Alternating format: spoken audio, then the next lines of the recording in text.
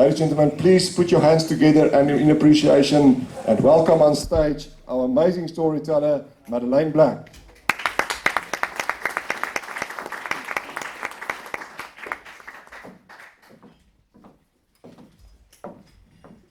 I was 13 years old when I knew that my childhood had ended, and it all began with a night out.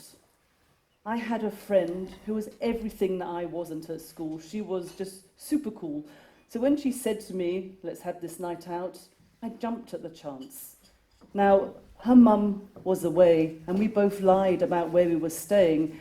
I was meant to be at her grandma's, and she was meant to be at my mum's, but we had her mum's empty flat. Somehow, we managed to convince the local off-licence that we were both over 18. This was the late 1970s. And we bought a bottle of vodka, which we mixed with orange juice. And we took it to a local Mexican cafe, and we drank it in secret under the table. Now, I was 13. I was half the size I am now and had never drunk before. And I got drunk very, very quickly, and I threw up everywhere. And so we were asked to leave.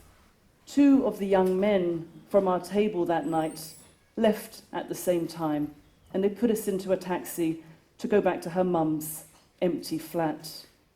And I've often wondered about that taxi driver from that night. Didn't he have a mother, a sister, a daughter? Couldn't he see what was already taking place in the back of his taxi? But he was only concerned with me not throwing up and getting us there as quickly as possible. When we arrived at the apartments, I literally was legless at this point, and the 2 of them very unelegantly bumped me up 4 flights of stairs. And when we got to the apartment, they put us into separate bedrooms. It became very clear very early on that they weren't there to undress me, to let me sleep off the alcohol, that they were there for something else. It's very odd what takes place in your mind when you're being raped by 2 men. I was really aware outside in the garden, down in the communal gardens, through the window, that there was a barbecue taking place. And I find myself wondering, are they having chicken or beef, burgers or kebabs, while these men are violating my body? And then my attention came back into the room, and I would do anything to disconnect from the scene of the crime, which was my body, and I became aware that there was a border running all the way around the top of the walls, made out of pink and grey bows, and I counted those bows over and over and over again. But then the violence escalated, and the counting didn't work anymore, and I literally left my body. Now, this was very surreal, because here I am on the ground, tied by a wrist and an ankle to the pipes of the radiator, and here I also am, sitting on top of the wardrobe, watching the scene down below.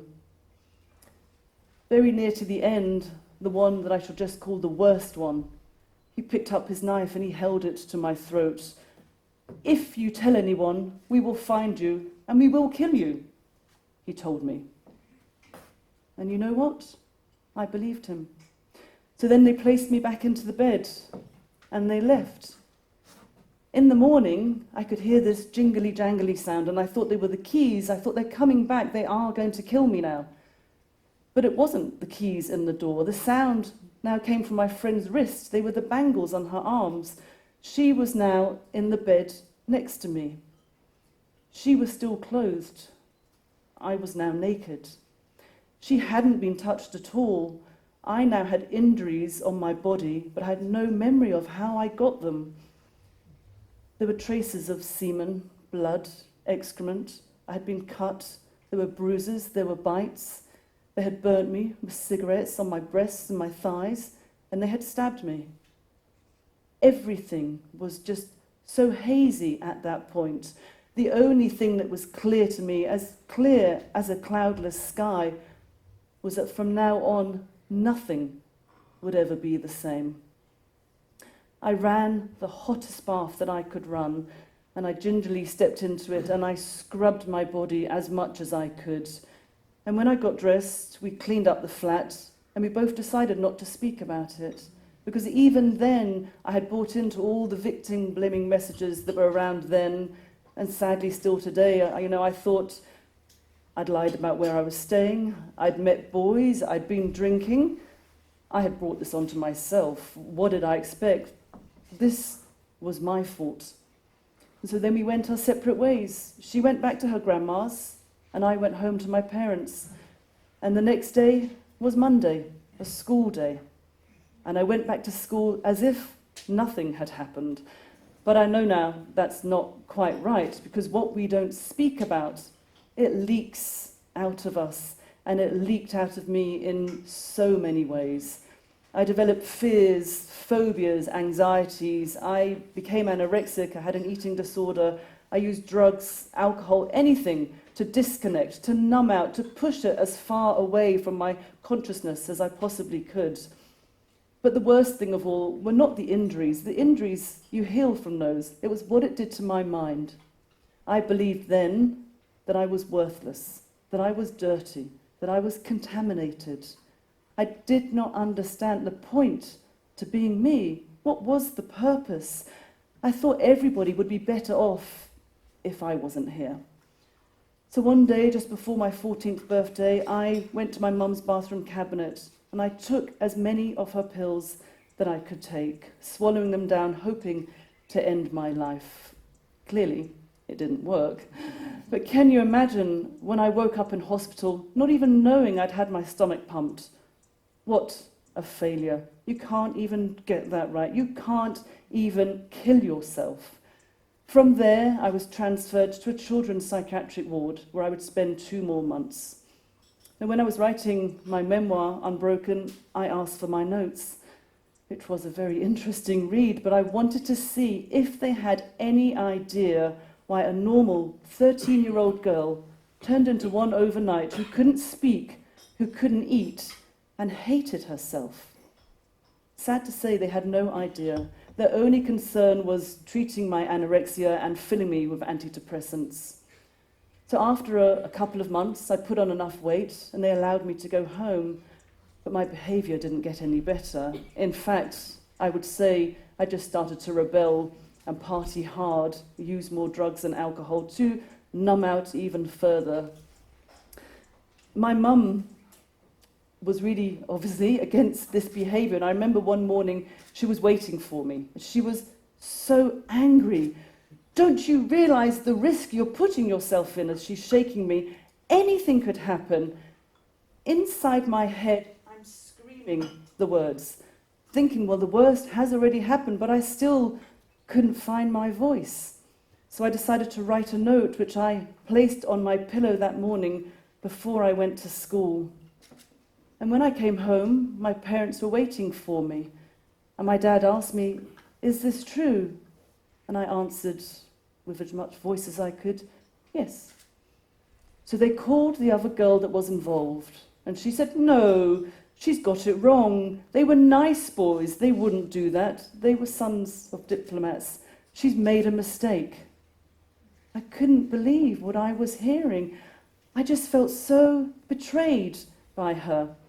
My dad was still insistent on going to the police, and my mum was really quiet. And she said, "No, she can't go to the police."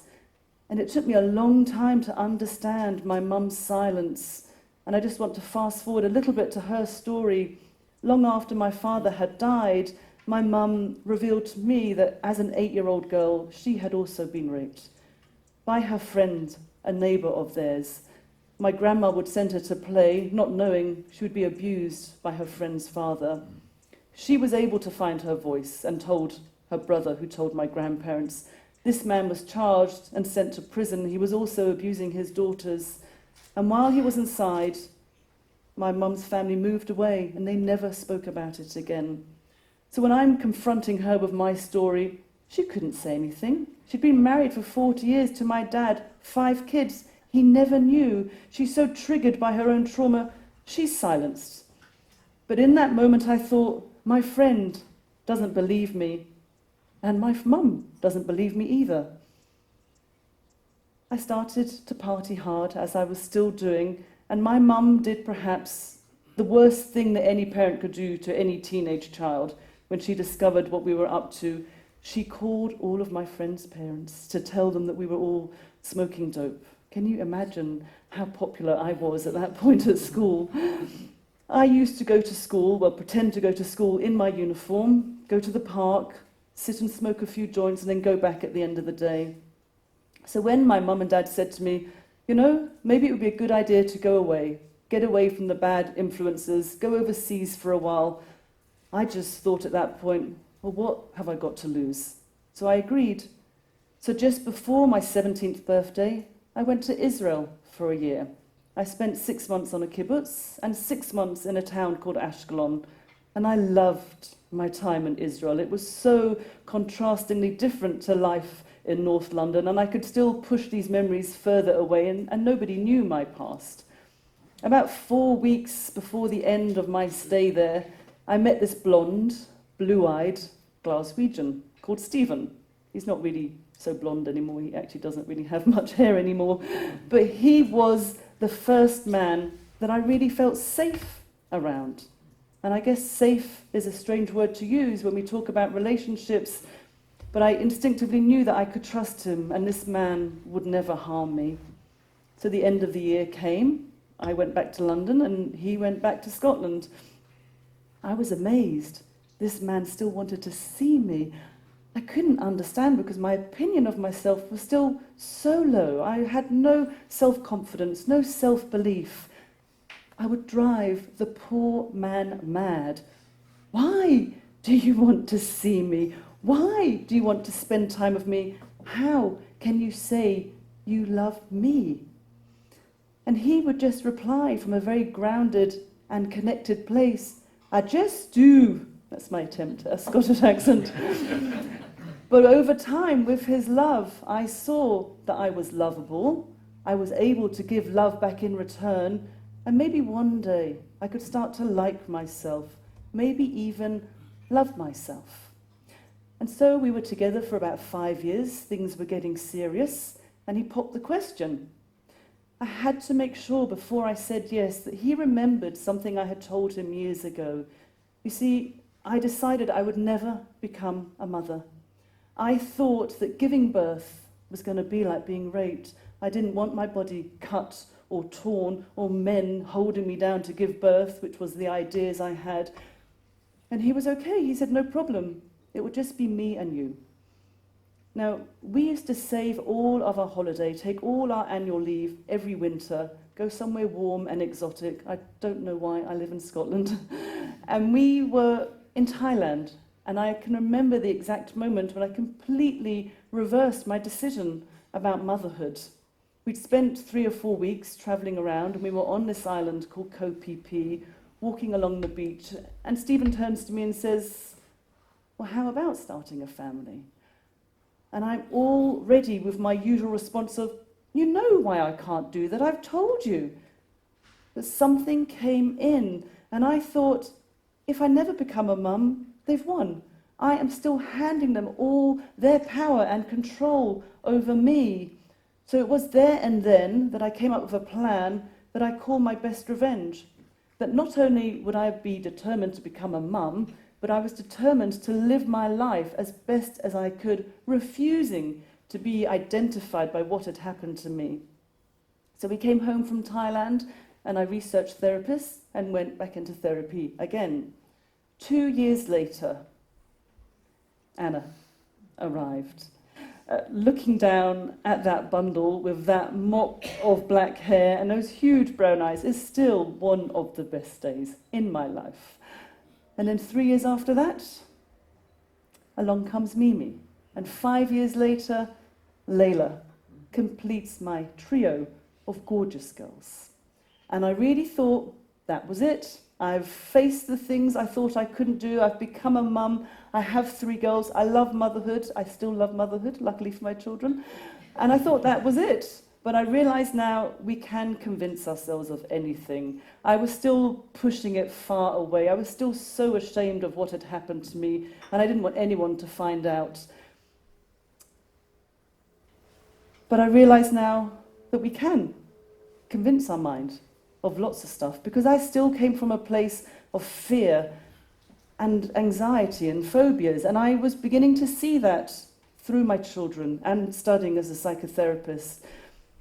I had 2 examples which really showed me how crazy this fear is. When Anna was 11, she was going to high school, and she said, "Oh, Mum, I'm going to take the bus with my friends." And I said, "No, you're not. I am going to drive you like I've driven you every day to primary school." She said, "Oh, Mum, please."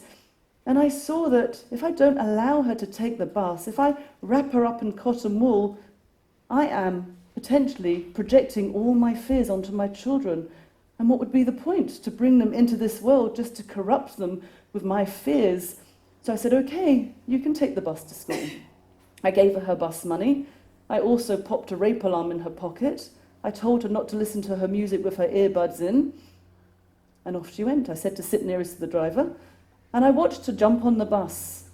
What she didn't know was then I jumped into my car. And I drove behind that bus to make sure she got to school safely. And I thought, this is crazy. When I was studying psychotherapy, I had a placement in a GP surgery. They always say to us that you get the clients you need, but one of my first clients, I wasn't so sure. He was as wide as he was tall, and he sat down in the chair opposite me with his legs wide open, and all I could think was, well, I was going to sit there. What if he attacks me? How am I going to get out? He's nearest the door. And again I thought, what kind of therapist am I going to be if I can't work with men and I'm too scared in the room?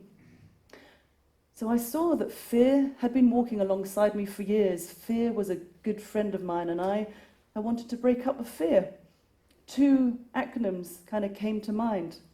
False evidence appearing real, which I had done for years, or face everything and rise. And that's what I wanted to start doing, because I started to see my fear wasn't real.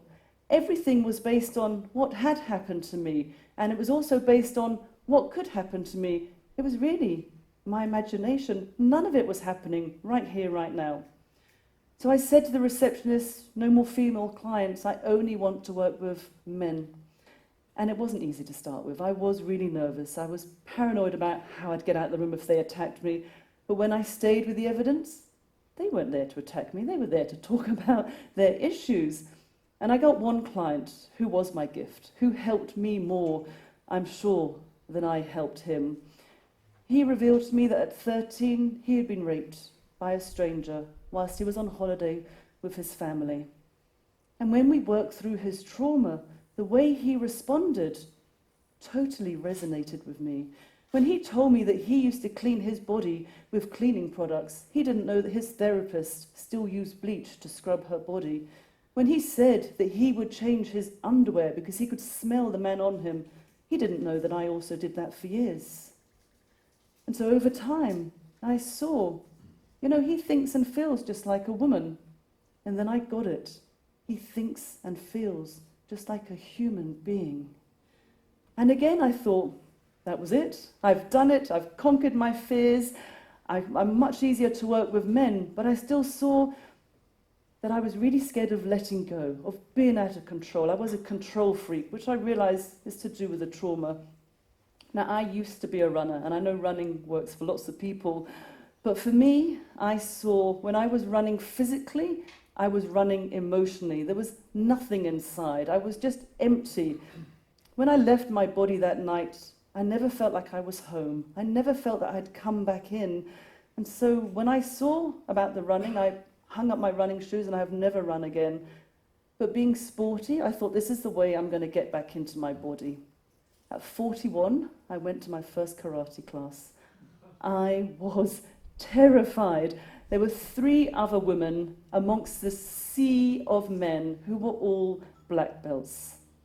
But what that class has shown me is that I have seen the worst of men, but I have seen the best of men too. So to replace my running, I thought I need to find some other way to keep fit. So I decided to go to a gym, Not really knowing my way around the gym, I employed a personal trainer. Well, was a changer. A PT called Patrick, who was the loveliest, gentlest guy. And he introduced me to this room in the gym that I never, ever ventured before. The weights room, where the guys with their necks as wide as tree trunks sounded like they were falling off when they dropped their weights. But he introduced me to powerlifting and to Olympic lifting. And when you are deadlifting twice your body weight, you have to be connected. You have to be in your feet, in your core, in your breath. And it's a pretty powerful feeling. For me, it's strong mind, strong body. And that was great. And then, being a sporty family, we used to go on water sport holidays. The very first time we went, Stephen had this great idea to learn dinghy sailing. I would never have lasted 2 years on a boat. I was getting bashed by the boom, I was capsizing, I was going round in circles, letting go of my ropes. And out the corner of my eye, I saw these windsurfers. And I thought, well, that must be easier. There's just a board and a sail. What could possibly go wrong? Oh dear. So we had our lesson on land, and then they taught us the distress signal, and then off we went into the water. Windsurfing has been great because there were times I literally was out of control, and it was really a parallel for my life. I had to call in and get support. There's no way in those first few weeks I would ever have got back. You know, my aim for my first holiday was to go out myself and come back without getting the safety boat to rescue me, which I don't know if I quite managed.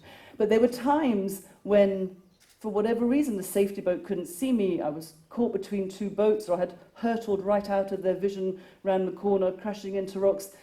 When I had to dig in deep, and I had to find my own strength, say quite a lot of sweary words out loud to myself, but pick up my sail, get back into my magic 7, look forward, which was the direction I only wanted to go, and get myself back to the beach.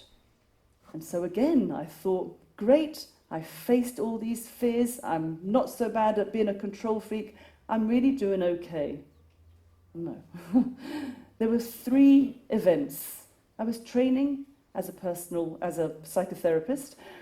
I was doing loads of personal development courses, and Anna, my eldest daughter, turned 13. And out of nowhere, flashbacks, nightmares, memories just came flooding in. And at first I thought, I am going completely mad. Surely, if it had been so bad, I would remember it. Now I understand. It's because it was so bad, my mind shut it down, and it came back when it thought I was ready to face it, whether I believed that or not. And so I decided to go back to therapy again. I was the worst kind of client, because I sat down and I said, you need to take these pictures away. I don't want to see them anymore. You see, it was like a porn film running around my head, but I was the star of that film.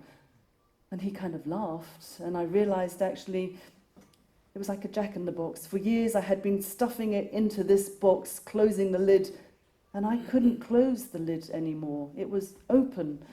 My way in was going to be my way out, that somehow I had to find a way to accept all that they had done to me, because I do believe I'm not my body. I'm not the things that they have done to me. I'm so much more than that.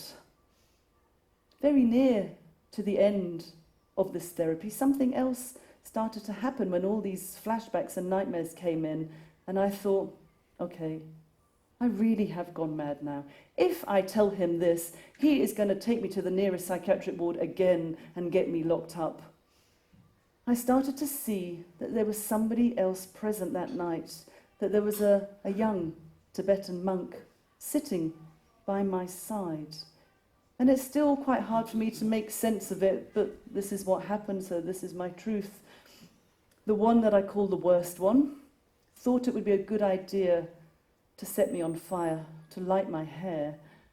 I see him with his Zippo lighter, flicking it open, and I feel the flame close to my hair. And by my side, the young monk just very calmly blows the lighter out. And again he strikes the flame. And again he calmly blows the lighter out. And he tries for a third time and he gets so frustrated, luckily for me, he gives up on that idea. You know, when all these nightmares came back in, I realized that what we resist and what we don't want to believe, because I was denying those memories, I couldn't believe that they had done that to me. It only comes in faster and stronger. And I didn't want to believe his presence. I thought that was crazy. But he would show himself to me in the daytime. I would feel the brush of his robe sweeping past me. I would feel him stroke my hair. And I would hear him tell me, "You're okay. It's going to be all right. They're not going to kill you," just like he had reassured me on that night. I would have these dreams and nightmares at night, and I would wake up screaming and kicking and crying. Stephen was in the bed next to me. Every time I opened my eyes, I saw these men's faces hovering above me in bed, and the monk was always by my side. It was a very busy bedroom. So I decided I have to tell my therapist. And he said, "Yeah, that can happen." I said, "What do you mean?" He said, "You were so close to being killed that you connected to your protector, that you were taken to another dimension, another world." And as I say, I'm still not really sure what happened, but I know if I have to accept all that they did to me, I have to accept that as well.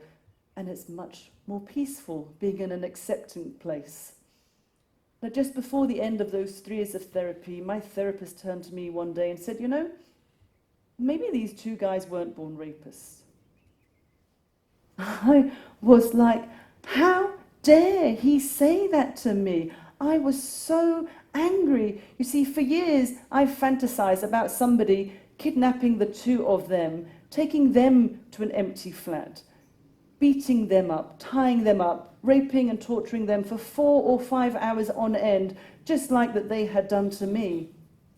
But he planted a seed in my head, and the seed started to grow.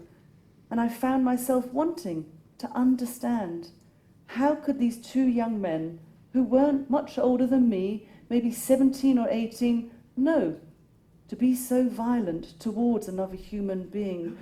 I wondered, what had they seen? What had they heard? Or what had they experienced? And I found that I started to feel compassion in my heart towards these 2 young men. You see, I have done my best to live my life as best as possible, and I think I've really done a good job.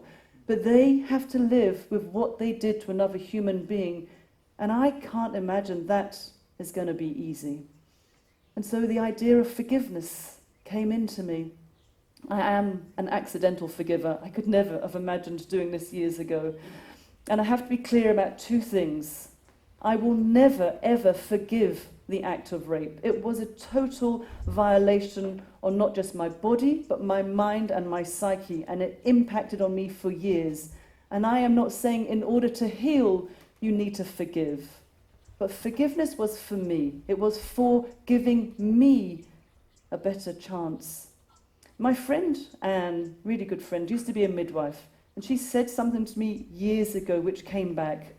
She told me that she has delivered thousands of babies, and she never once met an evil one. And just like her, I do believe we are born a blank sheet. We're all neutral. We come into this world, and life corrupts us. It conditions us. Forgiveness really has been my key to freedom. It has allowed me just to break any chains that I had to do with the past.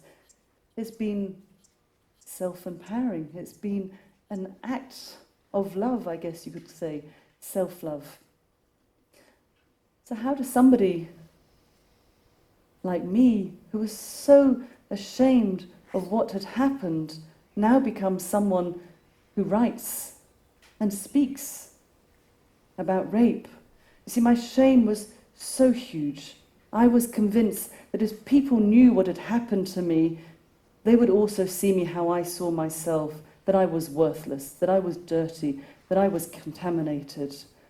I remember going to a trauma convention, and there was a woman, I don't remember much of what she said, but she said that holding onto our shame is like constantly keeping a beach ball under the water. And I thought, I really need to let this beach ball go.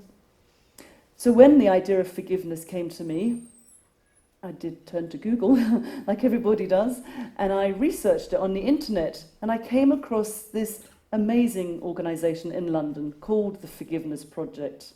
And through the powers of social media, Marina, who is the founder, an extraordinary human being, asked if she could share my story on her website.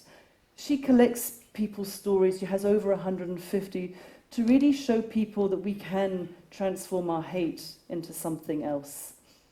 You know, she said to me, you don't need to put your name, you don't need to put your photo.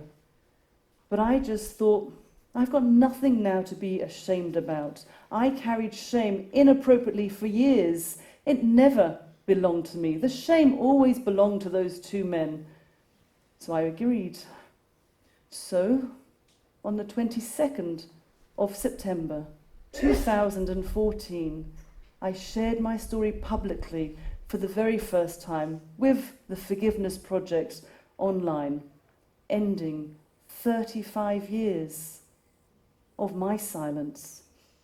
Sharing my story has just opened doors and put me on this incredible journey that I could never have imagined. I mean, here I am now in South Africa speaking to you all. Back in the UK, I've been on radio and TV. There's been newspaper and magazine articles, and I've written a book. And it was just before my book was published that I truly learnt the power that comes when we share our stories, that we are not storytellers, we are story healers. My publishers suggested to me to not do too much publicity, to wait till just before the book was out, which made perfect sense. But I was contacted by BBC Radio 4, and they asked me if I would be interviewed by Sir Trevor MacDonald, who is a legend back in the UK. And I just thought, well, I can't say no. So I found myself saying yes before completely ignoring the advice of my publisher. I went to London and I met Sir Trevor. And I don't know if any of you had a father like mine. He was obsessed with the news. And when I heard his voice, when I met him, it was just like being transported back onto the sofa with my dad watching the news. So we did the interview, which went really well. It was great. But what was more amazing was what took place once the interview had been aired. I was contacted by my friend who told me when she went round to see her mum that day, she was so energized and motivated in a way she hadn't seen before. And she said, "Mum, what's going on?"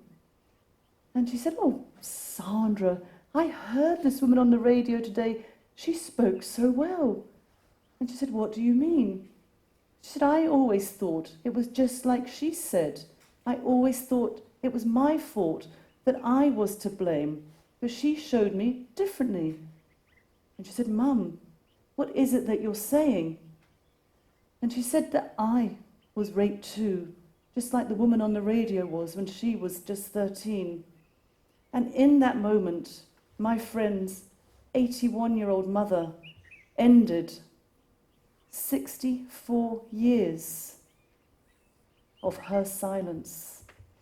My friend says that it's opened up a bridge between the two of them that was never there before, and they share things now in ways that they never shared before. She said that she has seen the joy in her mum's smile merely from connecting with a woman on the radio who understood.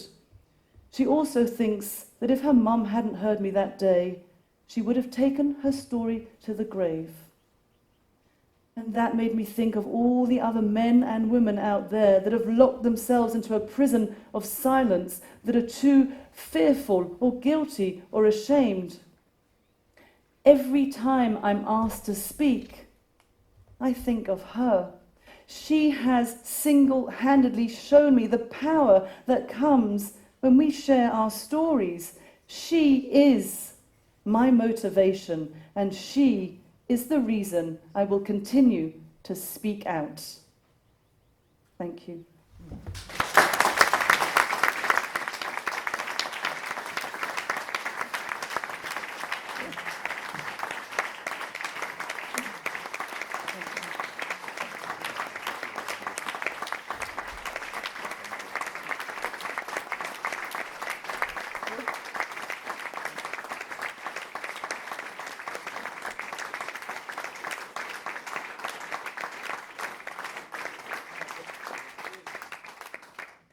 Thank you. Now I must speak. How difficult is that? Let's breathe in. Take a deep one and breathe out. Thank you, Madeleine. That was extraordinary, and it is earth moving. What we don't speak about leaks out of us.